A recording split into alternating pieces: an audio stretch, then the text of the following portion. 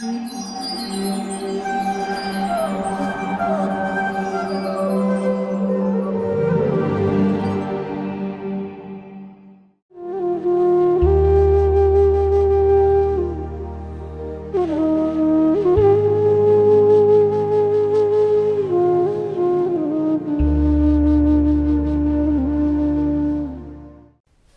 कृष्णा।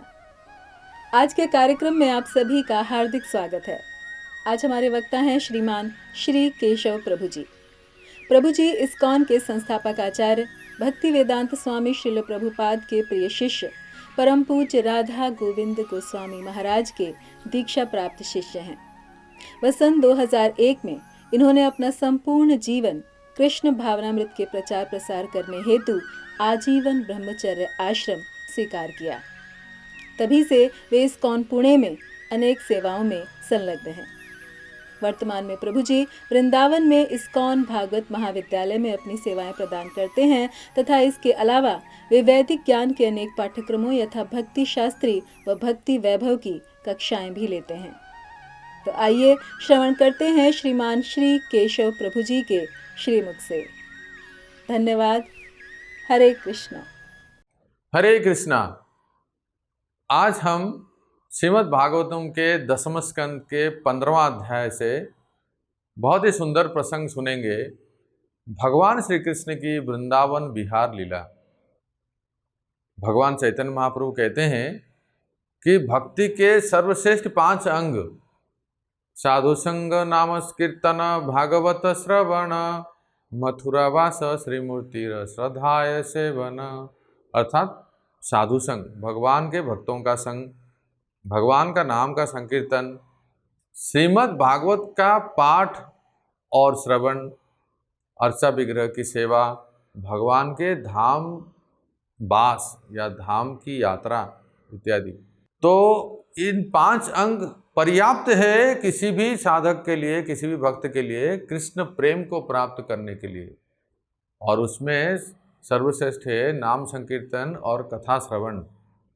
जब हम भगवान श्री कृष्ण के बारे में ज़्यादा से ज़्यादा श्रवण करते हैं तब हमारा मन उनके प्रति आकर्षित होता है स्वाभाविक। जैसे कोई भौतिक व्यक्ति के प्रति, भौतिक वस्तु या व्यक्ति के प्रति हमारा मन स्वाभाविक आकर्षित हो जाता है। क्यों? क्योंकि हम उनके बारे में ज़्यादा सुनते हैं, उनको ज़्यादा देखते हैं, इसलिए। ठीक उसी प्रकार से जब हम भगवान श्री कृष्ण को दर्शन करेंगे, बारंबार भगवान श्री कृष्ण के नाम कीर्तन करेंगे, भगवान श्री कृष्ण के कथाओं को सुनेंगे, तो स्वाभाविक रूप से हमारा चित्त, हमारा मन उनके प्रति आकर्षित हो जाता है। इसीलिए हम ये एक बहुत ही सुंदर श्रृंखला शुरू कर रहे हैं कि भगवान श्री कृष्ण की वृंदावन विहार लीला। जब वो गोकुल से पहली बार वृंदावन को गए और वृंदावन में जाके क्या क्या लीलाएं की, तो बहुत ही सुंदर प्रसंग है, बहुत ही हृदय स्पर्श और आनंददायक प्रसंग है। इसलिए आप लोग बड़े ध्यान से श्रवण करें और इसका आनंद लाभ लीजिए।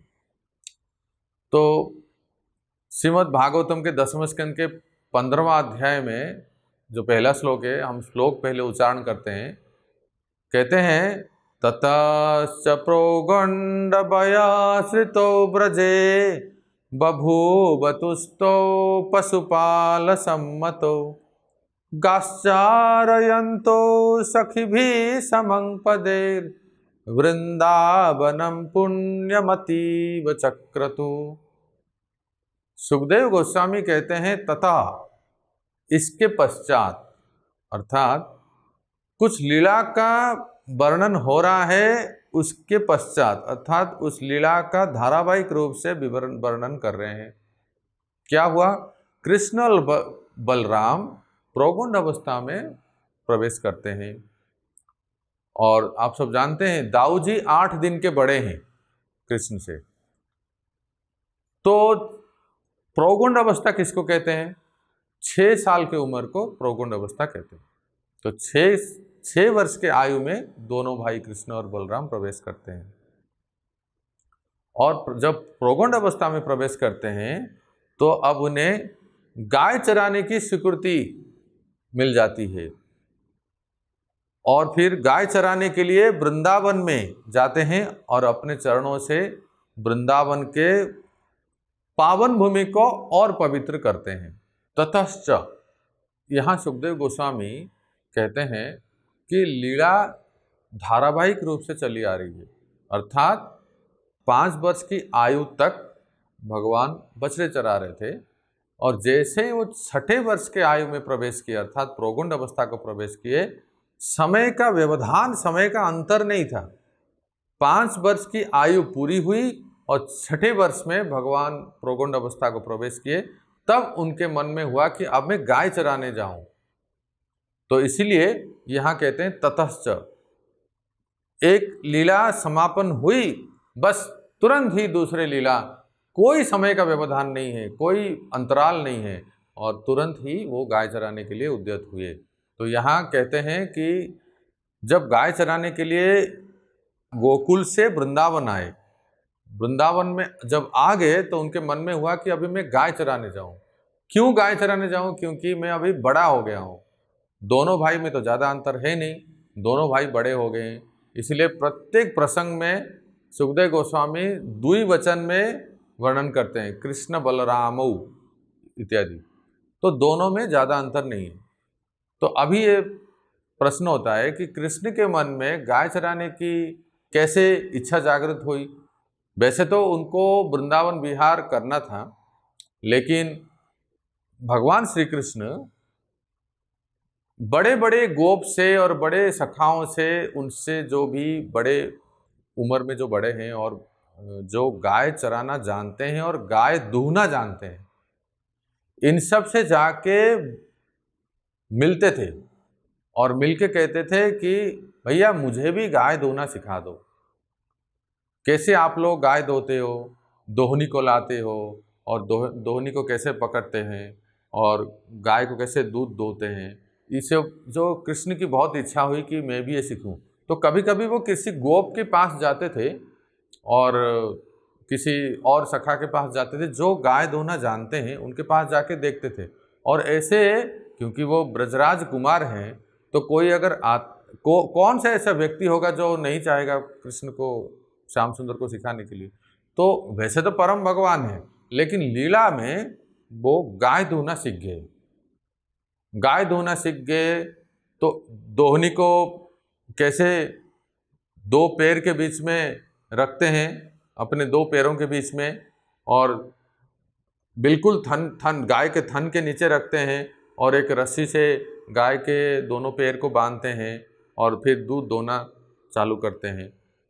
तो ये सब जो है ये भगवान श्री कृष्ण सीख गए और गोपों से और अपने जो वरिष्ठ सखाओं से। तो उनके मन में आया कि आइए, अच्छा कारण है कि अपनी मैया को बता सकते हैं कि देखो मैया, मैं अभी कितना बड़ा हो गया हूँ, मैं गाय दोहना सीख गया हूँ, इसलिए मुझे आप अनुमति दो कि मैं गाय चराने जाऊं। वैसे वास्तव में 6 वर्ष के आयु में प्रोगुण अवस्था को भगवान श्री कृष्ण प्रवेश करते हैं, लेकिन दिखने में 7-8 वर्ष के दिखते थे, जैसे मानो किशोर अवस्था। तो इसीलिए भगवान के मन में इच्छा जागृत हुई कि मैं भी अभी गाय चराने वृंदावन में जाऊं। और बलराम जी को तो अनुमति कैसे कैसे मिल गई, क्योंकि वो बड़े हैं और बलराम जी आयु में थोड़े बड़े हैं और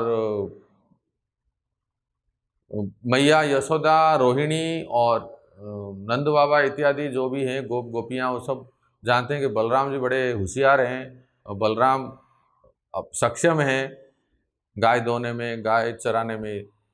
तो इसलिए उनको तो वैसे भी बहुत मुश्किल से अनुमति मिली, लेकिन फिर भी कृष्ण को तो कदापि अनुमति नहीं मिली कि वो गाय चराने जाएं। तो इसीलिए बलराम जी को और कुछ सखाओं के साथ उनको अनुमति मिल गई। जब जब श्याम सुंदर अपने मैया के पास जाते थे और कहते थे कि मैया अब मैं गाय चराने जाऊं, मुझे अनुमति दो ना, मुझे गाय चराने जाना है, और देखो मेरे साथ दाऊ भैया हैं और मेरे साथ कितने सारे सखाएं, श्रीदाम, सुवल, मधुमंगल इत्यादि, तुम बिल्कुल चिंता मत करना, मुझे कोई कष्ट नहीं होगा। ऐसे वो बोलते, लेकिन मैया हमेशा टाल देती थी। वात्सल्य रस की पराकाष्ठा माँ यशोदा कैसे अपने कलेजा, अपने पुत्र श्याम सुंदर को नंगे पांव वन में भेज देती, वो सोच भी नहीं सकती थी, इसलिए हमेशा टाल देती थी। और रही बात बाबा की, वर्णन आता है कि कन्हैया कभी कभी बाबा के गोद में बैठ जाते थे और बाबा को मनाते थे, और कभी कभी बाबा के केस और दाढ़ी को थोड़ा सा स्पर्श करते, ताकि बाबा मान जाए कि आज कन्हैया कितना प्यार करता है मुझे। तो बोलते थे, कन्हैया तुम्हें क्या चाहिए बताओ। तो कन्हैया बोलते थे, देखो बाबा, अब मैं बड़ा हो गया हूँ, दाऊ भैया के जैसा बड़ा हो गया हूँ, मुझे बहुत शक्ति आ गई है, मैं सब कुछ कर सकता हूँ, बस मुझे आप गाय चराने अनुमति दो ना, मैं भी गाय चराना चाहता हूँ, औरों के जैसे अब और भी सखाए हैं, गोप हैं, उनके साथ मैं भी गाय चराना चाहता हूँ। तो इसलिए नंद बाबा को भी चिंता होती थी, अरे क्या मांग लिया, कैसे मैं अपने हृदय को अर्थात श्री कृष्ण को इतने घनघोर वन प्रदेश में छोड़ दूं गाय चराने के लिए, क्या कोई उम्र है ये? 6 साल की उम्र में, एक तो बच्चा है ये, इस उम्र में कैसे, कितना सर्दी है, गर्मी है, बारिश है, इसमें कैसे वो जाके गाय चराएंगे? तो वो भी अनुमति नहीं दे रहे थे। तब कृष्ण ने एक उपाय सोचा। नंद बाबा के एक छोटे भाई थे, तो कृष्ण के चाचा लगते हैं, तो कृष्ण ने जाके चाचा जी से बताया, चाचा जी हमारी विनती सुन लो। क्या? कि बाबा और मैया तो मान नहीं रहे, आप कुछ करो, उनको बताओ कि हम कितने सक्षम हो गए हैं, कि हम अभी गाय चराने के लिए उपयुक्त हैं, हम अभी गाय चरा सकते हैं, इसलिए आप कुछ कीजिए, आप बाबा और मैया को मनाइए और गाय चराने के लिए हमें भी अनुमति मिले। भगवान श्री कृष्ण अपनी मैया से कहते हैं, मैया अब मैं बड़ा हो गया हूँ, अब मैं भी गाय चराने जाऊँ। तो क्या युक्ति देते हैं सुनिए। भगवान कहते हैं, श्याम सुंदर कहते हैं कि मैया मैं चाहता हूँ कि अपने हाथों से फल तोड़ के, वृंदावन में जो वन प्रदेश है जहाँ तरह तरह के फलों के वृक्ष हैं, अपने हाथों से फल तोड़ के वो फल चखना चाहता हूँ। और तुम चिंता मत करो, मेरे साथ दाऊ भैया जो है ना, तो दाऊ भैया मुझे फल तोड़ के देंगे, तो मैं उसको भोजन करूँगा, मैं उसको खाऊंगा। क्या आनंद आएगा कि स्वयं अपने हाथ से फल तोड़ेंगे और सखाओं के साथ हम वनभोज करेंगे, कितना आनंद आएगा। मुझे आप जाने की अनुमति दो। तो मैया सुनते ही कहने लगे कि कन्हैया तुम क्या कह रहे हो, तुम्हें पता है वो घर नहीं है, वो वन है, वन प्रदेश में घनघोर जंगल है, तरह तरह के कंटीले वृक्ष हैं, कांटे हैं, तुम्हारे पैर में कांटे चुभ जाएंगे, तुम्हारी नन्हे नन्हे कोमल कोमल पैर हैं, तुम्हारे हाथ देखो कितने कोमल हैं, तो इस इन्हीं कोमल हाथों से और कोमल पैरों से तुम वन में कैसे जाओगे? और तुम कहते हो कि हम फल तोड़ेंगे, तो ये कैसे संभव है? ये तो बिल्कुल नहीं हो सकता। और सुनो, वन बहुत भयावह होता है, बहुत बारिश होती है, घाम होता है, सर्दी होता है, तो उस समय तुम कैसे अपने आप को संभालोगे? तो कन्हैया कहते हैं, मैया तुम क्या सोचती हो, देखो मैं कितना बड़ा हो गया और मुझ में कितना बल आ गया है, मुझे कोई घाम, कोई गर्मी, कोई सर्दी, कोई बारिश, कुछ भी मुझे सता नहीं सकता, मुझे किसी का प्रभाव नहीं पड़ेगा, मैं बहुत शक्तिशाली हो गया हूँ। इस तरह से मैया को कृष्ण मनाते थे, लेकिन मैया मानती नहीं थी। तो फिर उन्होंने क्या कहा कि चाचा जी को कहे। तो चाचा जी को इसलिए कहे कि वो मैया और बाबा को बता दे। इसके साथ और एक समस्या हुई, व्यवहारिक समस्या। वो क्या हुआ? ये सब वास्तव में भगवान की स्वरूप शक्ति का प्रभाव है और भगवान की इच्छा से ही होता है। भगवान को वृंदावन में प्रवेश करना था, इसलिए उनकी इच्छा से ही ये सब घटनाएं हो रहे हैं। अब क्या हो रहा है देखिए, सुनिए कितना सुंदर लीलाओं का वर्णन है कि जिन बछड़ों को स्वयं श्याम सुंदर अपने हाथों से चराने ले जाते थे कृष्ण बलराम, और जिन जिन बछड़ों को अपने हाथों से सहलाते थे, पानी पिलाते थे, पूंछ और उनके चरणों को सहलाते थे, मट्टी लग गई तो अपने स्वयं के पीताम्बर से साफ करते थे, इतना प्यार दुलार करते थे बछड़ों को, अपने हाथों से ही घास खिलाते थे और बहुत प्रेम करते थे, बहुत सेवा करते थे उन बछड़ों को। वो बछड़े अभी बड़े हो गए, बछड़े बड़े हो गए, अर्थात जो बछियां थी वो गाभिन हो गई और जो बछड़े थे वो बड़े हो गए। अब जब बड़े हो गए तो फिर वो गायों के साथ जाएंगे, क्योंकि बछड़ों का दल अलग है, गायों का दल अलग है।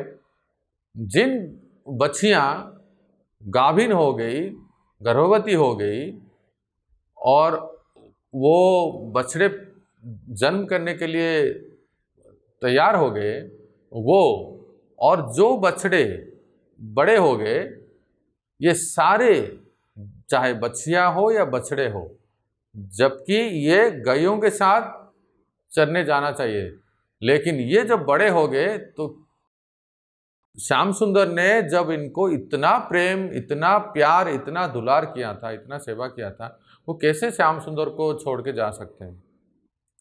इसलिए समस्या ये हुई कि ये किसी ग्वालों के साथ नहीं जाते थे, किसी भी ग्वालों के साथ, गायों के साथ नहीं जाते थे। उनको बस यही था कि श्याम सुंदर ही हमें लेके जाएं, हमें चरवाने जाएं। यहाँ तक कि जो बच्चियाँ जो गाभिन हो गई, जो बड़े हो गई, हाँ, अभी बछड़े जन्म करने के लिए तैयार हो गई और कुछ तो बछड़े जन्म भी कर ली, तो उन गायों के पास जब भी कोई ग्वाल जाते थे, गोपाल जाते थे, कोई ग्वाला जाते थे उनको ले जाने के लिए, तो उनकी ओर वो मारने दौड़ती थी, उनके सींग से वो उनकी ओर मारने दौड़ती थी, अर्थात आक्रमण करती थी, उनके पास भी नहीं जाती थी।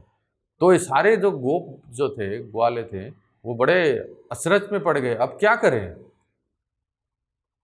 कि ये बिल्कुल हमारे साथ नहीं आ रहे हैं, गायों के साथ नहीं आ रहे हैं।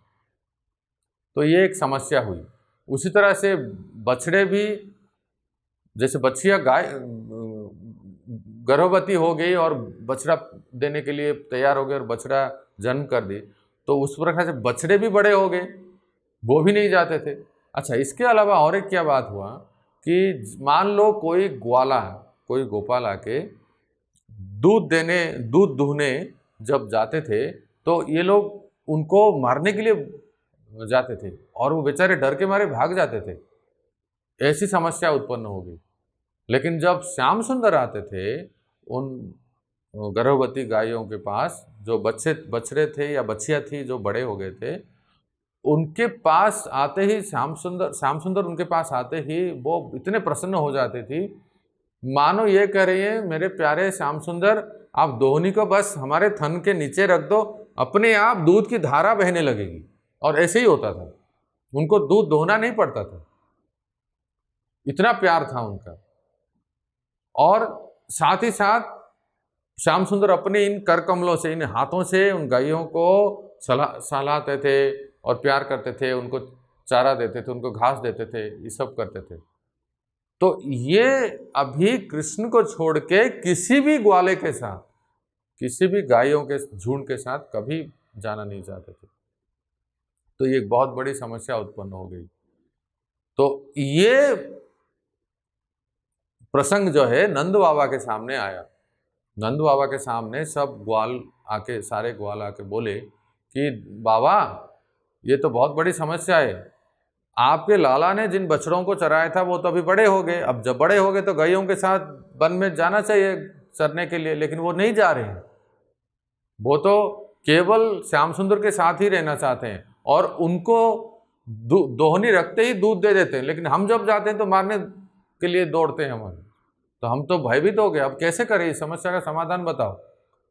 तो ये ब्रजराज नंद बाबा के पास ये सब जाते हैं। और इस बीच में क्या होता है, कृष्ण के मन में भी इच्छा होती है, जब मेरे बछड़े बड़े हो गए, गाभिन हो गई हैं, मेरे बिना ये रह नहीं सकते, तो बाकी के जो गाय हैं, गौवे हैं, क्यों ना उनको भी मैं ही चराऊं। तो उनके मन में इच्छा हुई। तो होता था क्या, इनका ऐसा व्यवस्था थी कि जो बड़े गाय थे वो पहले चलते थे वन में, 1 घंटे के बाद कृष्ण के जो छोटे बछड़े थे जो अभी बड़े हुए हैं वो बाद में चलते थे। और लौटते समय भी उन गायों को, बड़ी गायों को वो पहले छोड़ देते थे और फिर 1 घंटे के बाद ये श्याम सुंदर के गाय जो हैं वो आते थे। या तो फिर कभी कभी विपरीत होता था, इन ग्वालों के साथ कृष्ण का ऐसा संधि जैसा हुआ था, देखो भाई तुम अपने गायों को लेके जाओ पहले, उसके बाद हम चलते हैं, नहीं तो फिर हम आगे जाते हैं, तुम पीछे जाओ। ऐसा क्यों हुआ कि जब एक बार दैवात दोनों झुंड, जो बड़े गाय थे और कृष्ण के जो छोटे गाय थे, ये दोनों जब एक साथ एक बार आ गए तो लाठी डंडा ये सब दिखाने के बावजूद कोई भी गाय वो ग्वालों के पास नहीं गए। सारे जो बड़ी गाय थे सभी कृष्ण के छोटे गायों के झुंड में आके मिल गए। संभालना मुश्किल हो गया, अर्थात उनको अलग करना मुश्किल हो गया, इतना समस्या हो गया। इसलिए उन्होंने ऐसा प्रस्ताव रखा कि या तो तुम आगे जाओ अपनी गायों को लेके, हम पीछे चलते हैं, नहीं तो हम आगे जाते हैं और तुम पीछे आओ। इस प्रकार से इनका ऐसा व्यवस्था हुआ। तो ऐसे ही होता था। अब श्याम सुंदर के मन में ये आया कि जो बड़े गाय हैं इनको भी हम चराएं। तो जब ग्वाले जाते थे गायों के पास कि अभी चलना है वन में, गाय चरने के लिए चलना है, तो कोई भी गाय गौशाला से बाहर नहीं निकले। कितना भी उनको आवाज करो, कितना भी लाठी डंडा दिखाओ, फिर भी कोई भी गाय गौशाला से बाहर नहीं निकल रहे थे। तो ये समस्या हो गई। तो कुछ ग्वालों ने आके कृष्ण को कहा, देखो कृष्ण, ये गौवे जो हैं ये गौशाला से बाहर नहीं निकलते हैं, चरने के लिए नहीं जा रहे हैं वन में। तो कृष्ण ने कहा, तो अब मेरे पास क्यों आए हो, मैं क्या करूं? तो सब ग्वालों ने कहा, देखो बस एक बार तुम आ जाओ, तुम बस सामने खड़े हो जाओ, देखो सारे गौवे जो हैं निकलेंगे सब। तो कृष्ण ने कहा, हम क्यों जाएं, हमारी अपनी इतनी गाय हैं, हम अपनी गाय को चराएं कि आप सबकी गाय को चराएं? आपको अगर गाय चराना नहीं आता है तो फिर आप ग्वाले क्यों हो? तो कृष्ण थोड़ा जानबूझ के थोड़ा परिहास कर रहे थे, जानबूझ के ऐसे ही थोड़ा मजाक कर रहे थे। जो भी हो, लेकिन ग्वालों ने कहा कि नहीं कृष्ण, तुम बस एक बार आओ, एक बार आने के बाद फिर वो गौवे जो एक बार निकल जाए तो फिर आ जाना। तो इनके कहने पर श्याम सुंदर जाते हैं। वो जो बड़े गाय हैं जिनको वो ग्वाले जो चराते हैं, श्याम सुंदर जैसे ही जाते हैं सब लोग ऐसे आवाज करके, हम्बा ऐसे आवाज करके सब लोग गौशाला से आसानी से निकल जाते हैं। जब वो निकल जाते हैं तो श्याम सुंदर चले जाते हैं अपने गायों के पास। जब श्याम सुंदर चले जाते हैं अपने गायों के पास, यहाँ जो बड़े गाय हैं, जो ग्वाले बड़े गायों को चराने ले जाते हैं, वो सब फिर से रुक जाते हैं क्योंकि श्याम सुंदर चले गए। अब फिर से समस्या हो जाता है। तो इस प्रकार से ये समस्या का समाधान नहीं हो पा रहा था। तो आइए हम आगे सुनते हैं कि कैसे भगवान श्री कृष्ण सभी गायों को चराने के लिए वृंदावन में प्रवेश करते हैं। हमारे साथ जुड़े रहिए। धन्यवाद। हरे कृष्णा। ऐसे ही और भक्तिमय कार्यक्रमों के लिए देखिए हरे कृष्णा टेलीविजन, और इसे प्राप्त करने के लिए आप अपने केबल अथवा DTH ऑपरेटर से संपर्क करें तथा और अधिक जानकारी के लिए आज ही डायल करें 7666 839 839।